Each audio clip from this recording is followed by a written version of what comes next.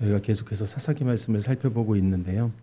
사사 시대는 모세를 통한 그 출애굽한 하나님의 백성들이 여호수아의 지도로 가나안 땅에 들어온 다음 세대를 기록한 말씀입니다. 하나님께서 이스라엘 백성들에게 복을 주셨습니다. 가나안 땅을 주셨고 또 그 많은 백성들을 그들에게 허락해 주셨습니다. 또한 하나님께서 그들에게 복을 주셔서 번성하게 하셨다라는 것이죠. 그런데 이스라엘 백성들은 하나님께서 복을 주신 목적을 잃어버렸습니다. 가나안 땅에 보내신 것, 약속의 땅에 보내신 것, 잘 먹고 편안하게 살라고 보내신 것이 아니었고 오히려 하나님께서는 이스라엘 백성들을 그 땅에 보내시면서 그들과 전쟁하도록 하셨다라는 것이죠. 그것은 그 땅에 살고 있는 가나안 사람들이 우상 숭배와 죄악으로 타락해져 있는 가나안 땅을 하나님의 백성들인 이스라엘 백성들이 그 땅을 정복하고 그래서 그 가나안 땅에 살고 있는 이들을 몰아내고 끝까지 싸워서 하나님께서 원하시는 하나님 나라, 거룩한 나라를 세우시기를 하나님께서는 사실 원하셨다라는 것입니다. 그래서 저주받은 그 땅에서 하나님의 살아계심을 하나님의 백성들이 선포하고 하나님만을 섬기는 하나님의 백성들이 그 땅을 온전케 하게 되어지는, 그래서 하나님의 백성들이 사는 그 땅이 하나님으로부터 복을 받는 땅이 되어지는, 이렇게 변화되어진 것을 그들에게 맡겨주셨다라는 것이죠. 그런데 그들은 이런 하나님의 비전을 가지고 정복해서 그 땅을 고치는 일을 감당하려고 하지 않았다라는 것입니다. 도리어 그들은 현실에 적응하기 위해서 그들과 타협하고 우상을 섬기는 일들을 하였다라는 것이죠. 죄악에 물든 땅을 치료하기보다는 도리어 그들과 함께 동화되어져 갔습니다. 그들과 구별되지 않았을 뿐만 아니라 오히려 그들과 같이 저주받은 백성들이 되어지게 됐다라는 것이죠. 우리가 살아가는 세상도 죄악에 물든 땅입니다. 하나님께서는 죄악에 물든 세상에서 살아가는 우리들에게도 그래서 복 주시기를 원하신다라는 것이죠. 그러면 하나님께서 왜 우리들에게 복 주시기를 원하시는가? 그것은 우리들을 통해서 죄악에 물든 이 땅을 치료하시고 회복하셔서 하나님을 섬기는 거룩한 하나님 나라의 백성으로 세우기 위함이라는 것입니다. 그런데 우리도 그 목적을 잃어버리고 때로는 성공 그 자체가 우리의 목적이 되어져서 세상과 적당히 타협하게 되어집니다. 뿐만 아니라 그들 앞에서 신앙의 양심을 파는 행동들도 서슴없이 하게 되어진다라는 것이죠. 그러면 어떻게 하나님의 복을 받을 수 있겠냐 하는 것이죠. 그것은 자격을 잃어버리는 것이 되어지기 때문에 그렇다라는 것입니다. 우리 모두가 하나님의 복을 받는 인생이 되어지기를 소망합니다. 사사기를 통해서 우리들의 마음속에 죄악된 세상에 헛된 욕망, 야망을 우리 가운데서 벗어내버리고 하나님을 위한 거룩한 비전을 품고 그 하나님의 비전들을 이 땅에 하나님께서 원하시는 대로 우리가 살아냄으로 인해서 이 땅이 거룩하게 변화되어져 가는 역사들을 경험하시는 성도님들이 되어주시기를 바랍니다. 지난 시간에 사사시대의 이런 모습들을 제가 간략하게 특징들을 정리했었는데요.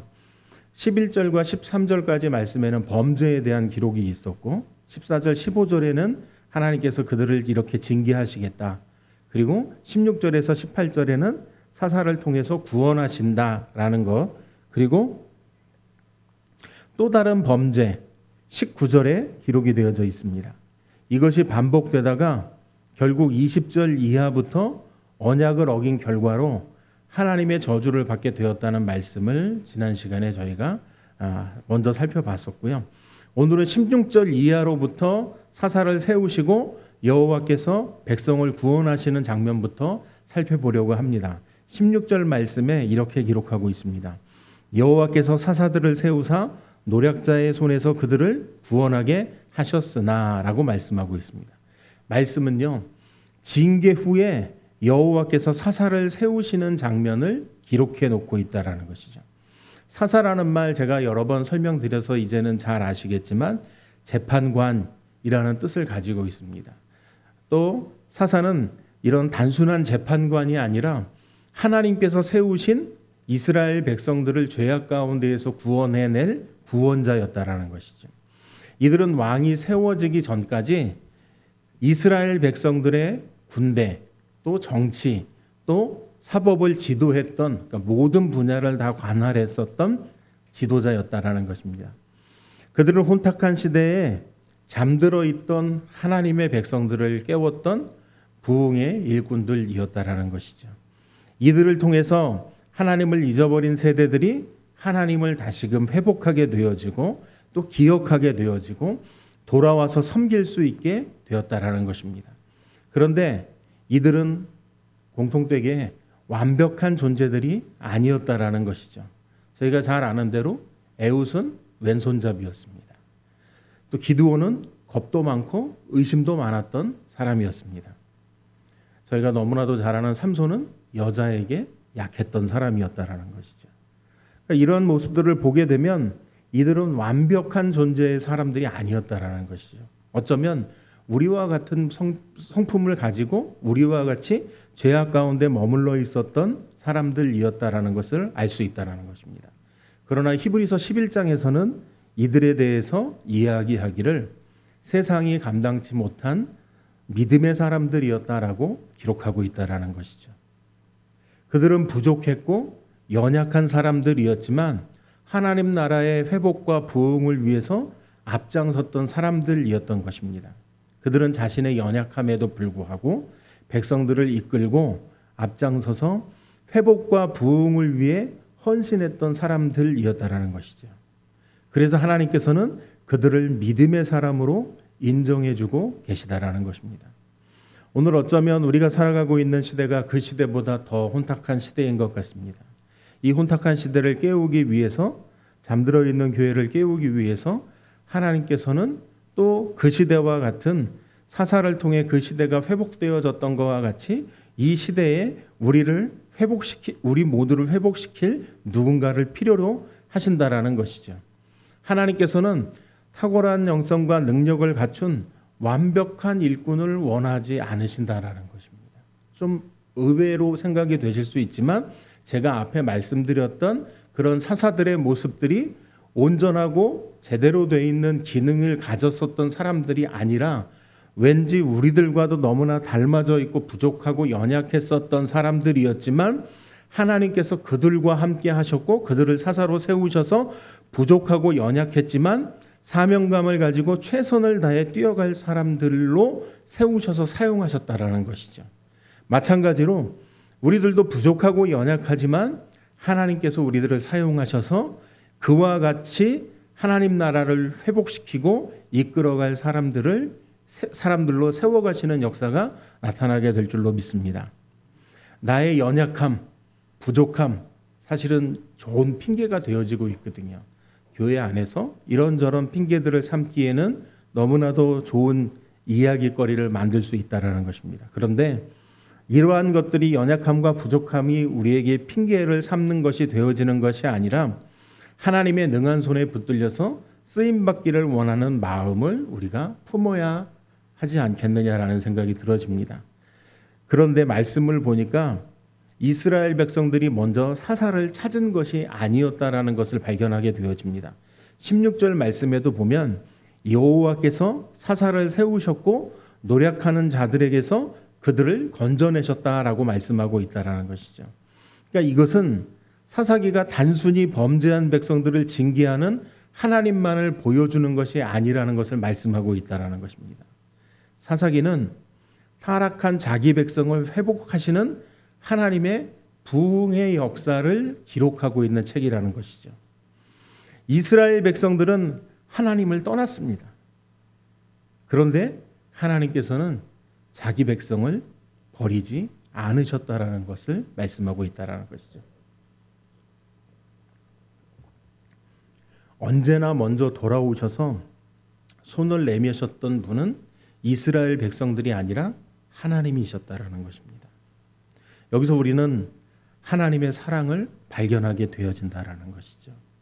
그들은 늘 하나님을 등 돌리고 하나님 앞에 반역하고 하나님 말씀을 순종하지 않는 삶을, 그리고 하나님과의 약속을 어기는 삶을 살아갔다라는 것입니다. 그럼에도 불구하고 하나님께서는 다시금 돌이키셨고 또 그들을 위해 사사를 세우셔서 그들을 구원해 내시는 분이셨다라는 것이죠. 이스라엘 백성들이 하나님을 버리고 우상을 섬기게 됐을 때 하나님께서 그들을 이방 민족의 손에 맡겨 놓으셨다라는 것입니다. 그러나 하나님께서는 그 고통 속에서 부르짖는 백성들을 외면하지 않으시고 사사를 보내셔서 그들을 구원해 내셨다라는 것이죠. 하나님께서는요, 우리가 넘어졌을 때 그냥 두고 보시지 않으신다라는 걸 발견하게 되어집니다. 때로는 우리를 징계하실 수도 있습니다. 결국에는 회복의 길도 함께 준비하신다라는 것입니다. 우리 삶에도 때로는 사사를 세워서 이스라엘 백성들을 구원해 내신 것과 같은 하나님의 도우심이 우리들 가운데 있다라는 것이죠. 하나님의 말씀을 통한 위로, 또 공동체, 또 죄에 대한 깨달음 등 다양한 방식으로 우리를 다시 일으켜 세우신다라는 것입니다. 그 모든 것이 말씀을 통해서, 공동체를 통해서, 또 우리가 예배드리는, 그리고 기도하는, 찬양하는 모든 순간들마다 하나님께서 함께 하셔서 우리가 생각하는 어떤 특정한 방법이 아닌 정말로 다양한 방식으로 우리를 일으켜 세워주신다라는 것이죠. 17절 말씀은 이렇게 기록하고 있습니다. 그들이 그 사사들에게도 순종하지 아니하고 오히려 다른 신들을 따라가 음행하며 그들에게 절하고 여호와의 명령을 순종하던 그들의 조상들이 행하던 길에서 속히 치우쳐 떠나서 그와 같이 행하지 아니하였더라. 여호와의 사자가 직접 오셔서 하신 말씀도 듣지 않았습니다. 그런데 사람인 사사들의 말을 들었겠는가 하는 것이죠. 그들은 자기들의 완악한 마음이 하나님을 제대로 섬기지 못하게 한다는 사실을 부정하고 있습니다. 단지 그들은 하나님을 느낄 수 없고 믿어지지 않기 때문에 그럴 뿐이라고 대답하고 있다라는 것이죠. 하지만 그들 앞에서 진리를 외치고 사랑으로 품는 그 사람들이 바로 하나님께서 보내신 사람들이며 하나님의 사랑의 표현이라는 점을 이스라엘 백성들은 알지 못하는 것이었다라는 것이죠. 하나님께서는 사사를 통해 구원해 주셨지만 이스라엘 백성들은 그 은혜를 기억하지 못하고 또다시 자신들의 생각에 옳은 것, 우상을 섬기는 것이 나에게 더 이롭다. 그리고는 하나님을 알지 못하고 하나님을 저버리게 되어진다라는 것입니다. 이것을 통해서 우리가 발견할 수 있는 것은요, 인간의 본성은 죄로 물들어져 있다라는 것을 발견하게 되어집니다. 하나님께서 구원해 내셨고 하나님께서 그들을 어둠 가운데에서 진리의 길로 인도해 주셨음에도 불구하고 다시금 그 어둠 가운데로 들어가는 어리석은 삶을 살아가기 때문에 그렇다라는 것이죠. 이와 같이 인간의 본성은 죄로 물들어져 있고 죄와 친숙하게 되어져 있다라는 것입니다. 하나님께서 아무리 은혜를 베풀어 주셔도 그 은혜를 깊이 새기지 않으면 우리는 다시 옛 삶으로 돌아갈 수밖에 없다라는 것을 말씀하고 있다라는 것이죠. 은혜를 기억하지 못하는 결과가 무엇을 만들어냈냐면 그들은 오히려 하나님 앞에 범죄하게 되어졌다라는 것입니다. 하나님보다 눈앞의 이익이, 그리고 눈앞의 즐거움이, 눈앞의 쾌락으로 인한 죄를 더 따르는 우리의 마음의 상태를 정직하게 돌아봐야 한다라는 것입니다. 18절 말씀엔 이렇게 기록하고 있습니다. 여호와께서 그들을 위하여 사사들을 세우실 때에는 그 사사와 함께 하셨고 그 사사가 사는 날 동안에는 여호와께서 그들을 대적의 손에서 구원하셨으니 이는 그들이 대적과 압박과 괴롭게 함을 받아 슬피 부르짖음으로 여호와께서 뜻을 돌이키셨음이거늘. 18절 말씀에 의하면 여호와께서 그들을 위하여 사사를 세우실 때에는 그 사사와 함께 하셨다라고 말씀하고 있습니다. 그 사사의 사는 날 동안에는 여호와께서 그들을 대적의 손에서 구원하셨다라고 말씀하고 있습니다. 그러니까 그들이 어려움을 만나게 되어졌을 때 그들을 위해 세워주신 사사를 통해 하나님의 은혜가 그들 가운데 나타나게 되어졌던 것을 이야기하고 있다라는 것이죠. 뿐만 아니라 대적의 손에서 구원하셨다라고 말씀하고 있습니다.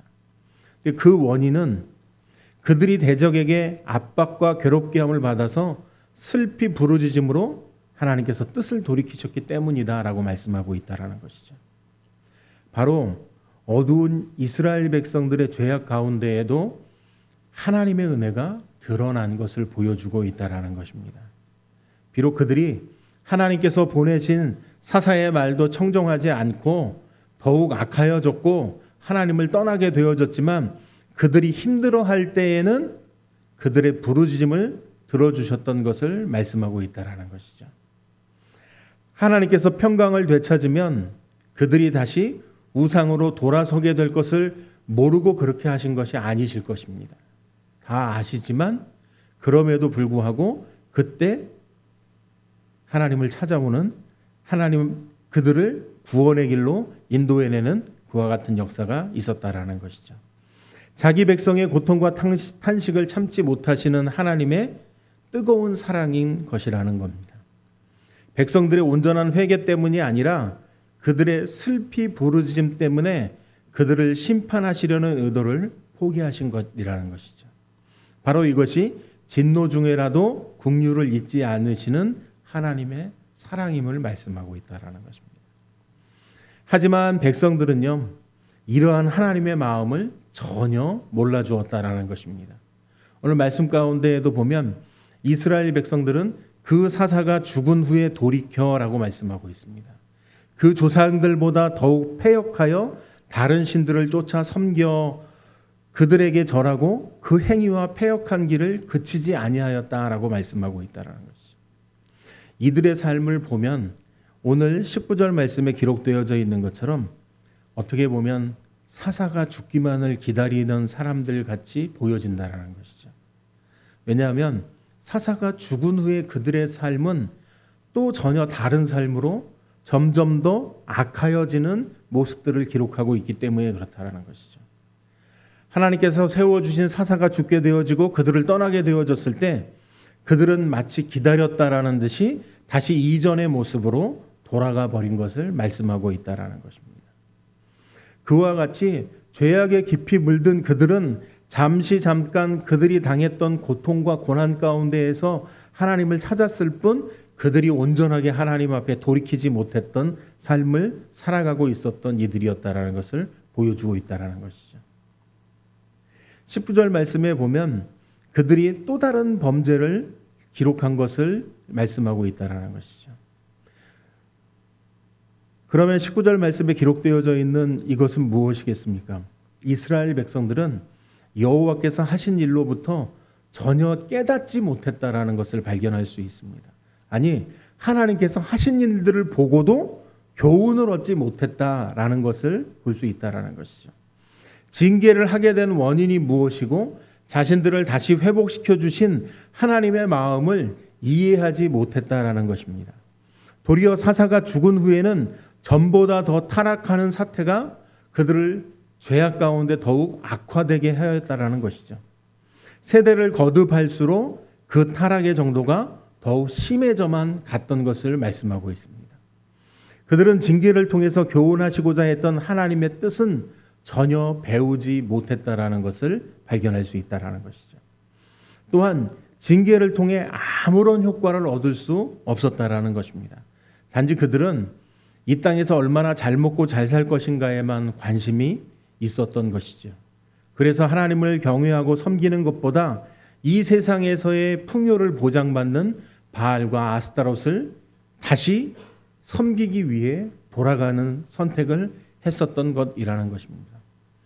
오늘 19절 말씀 가운데 기록되어져 있는 그 사사가 죽은 후에는 이라는 말씀을 보면 여전히 그들은 신앙 교육에 있어서 실패하고 있다는 것을 발견하게 되어진다는 것이죠. 왜냐하면 그들이 다시 사사가 죽은 후에라도 여전히 하나님의 말씀을 순종하고 잘 지켰다라고 기록하고 있지 않고 죽은 후에 그들의 삶이 이제 돌이켜져서 다시 죄악된 삶으로 갔던 것을 기록하고 있는 것을 통해서 볼 때 그들은 온전한 신앙 교육이 그들 가운데 있지 못했던 것을 말씀하고 있다라는 것입니다. 앞에서도 저희가 살펴봤던 것처럼 다음 세대에 하나님을 가르치는 일을 실패하게 되어졌을 때 이와 같이 사사 시대가 그 다음 시대가 하나님의 역사하심과 일하심을 전혀 알지 못했던, 사사를 통해 영적인 부흥을 경험했고 그들이 구원되어졌고 그들이 고난 가운데서 하나님의 인도하심을 경험했었던 일들을 전혀 교육받지 못했던 것이라는 것을 알 수 있다는 것입니다. 단순한 신앙교육에 실패한 정도가 아니라 이들은 하나님의 징계와 심판 그리고 회복과 구원의 역사를 보고서도 하나님으로부터 등을 돌리는 세대들이었다라는 것이죠. 그들이 직접 경험했고 뼈저리게 깨달았고 느꼈음에도 불구하고 그들은 여전히 사사가 떠난 뒤에는 다시금 돌이켜져서 죄악 가운데로 나아가는 그런 문제들이 발견되게 됐다라는 것입니다. 문제가 발생하면 잠시 하나님 앞에 나오는 척 신용만 하는 것이죠. 그리고 문제가 해결되어지면 다시 등을 돌려버리는 그런 사람들이었다라는 것입니다. 일시적인 도움만 받았을 뿐이고 삶의 중심에 하나님이 계시지 않았던 세대가 되어버렸다라는 것을 말씀하고 있다라는 것입니다. 19절 마지막 부분에도 패역한 길을 그치지 아니하였다라고 말씀하고 있다라는 것이죠. 그러니까 그들은 패역한 삶을 그만둘 수 없는 사람이 되어져 버렸다라는 것을 이야기하고 있다라는 것입니다. 이것은 마치 브레이크가 고장난 차를 타는 것과 같다라는 것이죠. 아무리 멈추고 싶어도 멈출 수 없기 때문에 멈추지 못하는 것이라는 것입니다.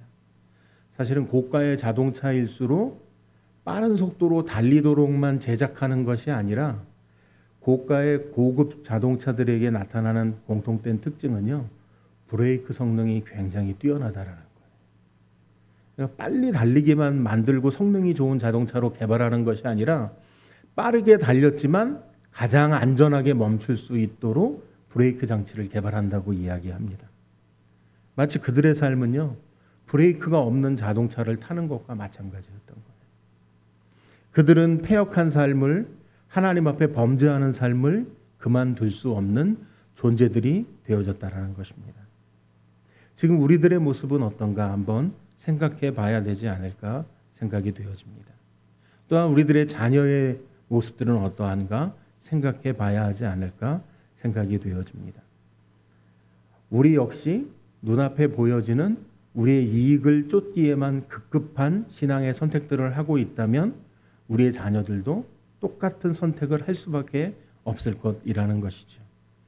그리고 우리가 하나님 앞에 우리의 그 문제가 해결되어졌을 때 하나님 앞에 이스라엘 백성들과 같이 등 돌리는 삶을 선택하고 여전히 이 땅에서의 삶을 선호하는 삶을 살아가게 되어진다면 우리의 자녀들도 그보다 더한 악한 모습으로밖에 살아갈 수 없게 되어질 것을 말씀하고 있다라는 것입니다. 삶의 목적이 하나님을 영화롭게 하고 영원토록 그분을 기뻐하는 신실한 믿음의 사람으로 내가 살아가고 있다고 한다면 우리의 자녀들도 이와 같은 하나님을 기쁘시게 하는 삶을 살아내기 위한 선택을 하는 믿음의 삶을 살아가게 되어질 것이라는 것이죠. 이렇게 하나님의 언약을 배반한다면 그에게 남은 것은 하나님의 심판과 저주밖에 없다라는 사실을 오늘 말씀은 이야기하고 있다라는 것입니다. 오늘 우리의 가정들이 모두 믿음의 가정들이 되기를 소원합니다.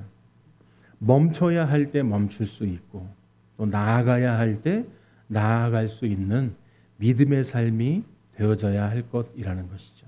근데 이것은요, 그냥 되어지는 것이 아니라 훈련과 교육을 통해서만 되어진다라는 것을 말씀하고 있다라는 것입니다. 왜냐하면 그들이 그런 훈련도 교육도 없었던 결과물이 그들이 다시금 하나님께서 베풀어 주셨던 회복의 은혜도 잊어버렸고 하나님께서 함께하여 주셨던 그들을 구원해 주셨던 일들에 대해서도 기억하지 못하는 결과물들은 다시금 하나님을 저버리고 우상을 쫓는 삶을 살아갈 수밖에 없게 되어졌기 때문에 나타나는 것입니다. 한쪽 발은 세상에, 한쪽 발은 하나님 앞에, 그리고는 유리할 때에는 세상으로, 또 자기가 어려울 때에는 하나님 앞에, 이렇게 두 발을 왔다 갔다 번갈아 가며 살아가는 믿음의 삶을 살아가게 되어졌던 것을 이스라엘 백성들이 우리에게 보여주고 있다는 것이죠. 이처럼 우리들의 자녀가 신실한 믿음의 자녀로 성장하고 하나님의 복을 받고 그 복으로 죄악에 물들어 있지만 이 땅을 치료하고 회복시키는 하나님의 도구로 쓰임받는 인생을 살아가는 하나님의 백성들이 되어지기를 소망합니다. 20절 말씀은 이렇게 기록합니다. 여호와께서 이스라엘에게 진노하여 이르시되 이 백성이 내가 그들의 조상들에게 명령한 언약을 어기고 나의 목소리를 순종하지 아니하였은즉. 하나님께서 진노하셨다라고 말씀하고 있습니다. 죄악된 삶을 떠나지 못하고 거기서 여전히 머물러 있고 죄악 가운데에서 허우적거리게 되어진다면 하나님의 진노를 당할 수밖에 없다라고 말씀하고 있습니다. 그렇기 때문에 죄악된 길은 빨리 떠나야 할 것을 말씀하고 있다라는 것이죠. 오늘 말씀 가운데 보게 되어지면 이스라엘 백성들이 진노를 당한 이유가 기록되어져 있습니다. 하나는 나와 세운 언약을 어겼다는 것, 또 하나는 나의 목소리를 청종하지 않았다는 것 말씀하고 있다라는 것이죠. 먼저 하나님과 세운 약속을 어겼다라는 것입니다. 그럼 그들이 무슨 약속을 맺었는가? 여호수아 24장 15절 말씀을 보면 이렇게 기록합니다. 만일 여호와를 섬기는 것이 너희에게 좋지 않게 보이거든 너희 조상들이 강 저쪽에서 섬기던 신들이든지 또는 너희가 거주하는 땅에 있는 아모리 족속의 신들이든지 너희가 섬길 자를 오늘 택하라. 오직 나와 내 집은 여호와를 섬기겠노라 하니라고 말씀하고 있습니다.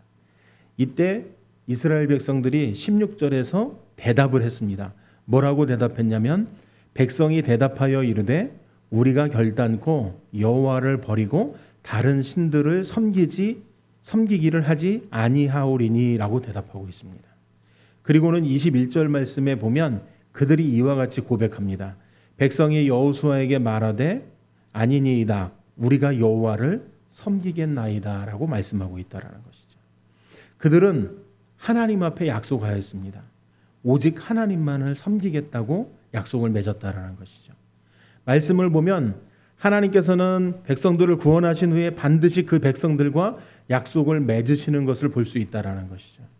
우리가 구원을 받았다면 이제부터 우리는 하나님과의 약속의 관계가 우리에게 맺어지게 되어졌다라는 것이죠.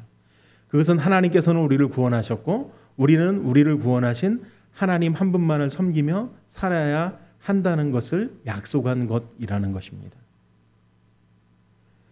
가끔 보면 이게 분명하지 못한 분들이 우리 주변에 있다라는 것을 발견하게 되어집니다.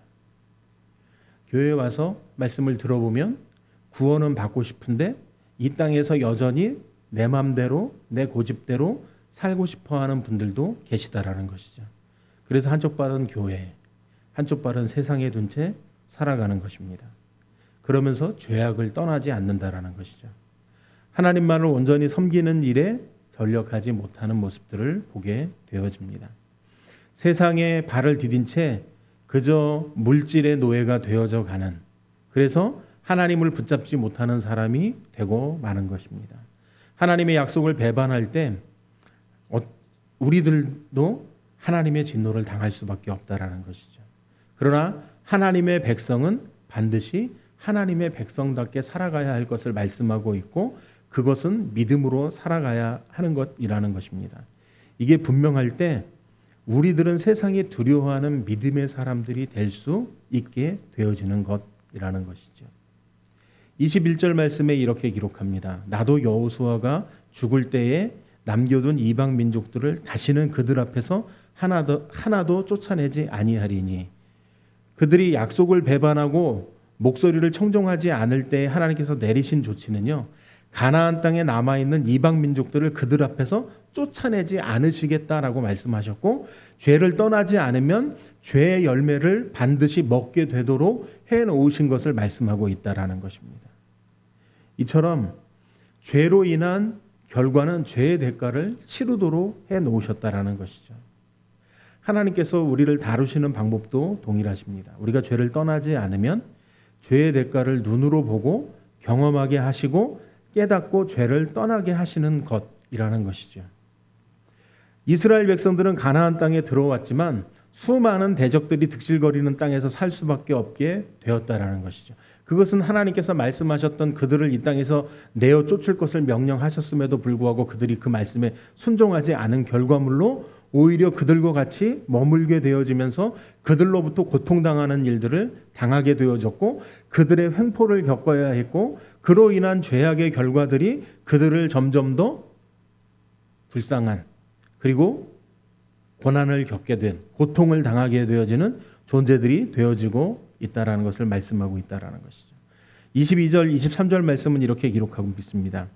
이는 이스라엘이 그들의 조상들이 지킨 것 같이 나 여호와의 도를 지켜 행하나 아니하나 그들을 시험하려 함이라 하시니라. 여호와께서 그 이방 민족들을 머물러 두사 그들을 속히 쫓아내지 아니하셨으며 여호수아의 손에 넘겨주지 아니하셨더라 라고 말씀하고 있습니다. 이게 무슨 말씀입니까? 이제 이스라엘 백성들은 하나님의 심판의 도마 위에 서 있다라는 말을 하고 있는 것입니다. 그들이 하나님의 도를 지켜 행하면 주변 이방 민족들을 정복하며 살아갈 것이고, 그들이 하나님의 도를 떠나면 어김없이 이방 민족들이 침입해서 그들의 재산과 그들이 안식할 수 있는 모든 것을 빼앗아 버릴 것을 말씀하고 있다라는 것이죠. 그럼 이제 남은 것은 무엇이겠습니까? 하나님의 약속을 지키고 그 도에 행함으로써 하나님의 복을 받아 누리든지, 아니면 하나님을 떠난 삶으로 하나님의 진노와 심판 가운데 영원한 안식을 빼앗긴 삶을 살아가든지, 둘 중에 하나를 선택해야만 하는 상황이 되어졌다라는 것이죠. 이것은 우리가 끊임없이 깨어 있도록 하시기 위해 우리 주변에 문제를 남겨놓으셨다라는 뜻이라는 것입니다. 사실은 우리가 조그마한 틈만 생겨도 우리가 딴 생각을 품게 되어지는 때들이 얼마나 더 많이 있습니까? 죄악으로 물들어져 있는 세상 가운데 우리를 여전히 죄악 가운데로 유혹하는 것들이 얼마나 많은지, 우리 주변에 죄악된 길로 들어서는 일도 많이 있다라는 것이죠. 하나님을 떠나기가 쉬운 죄인들이라는 것입니다.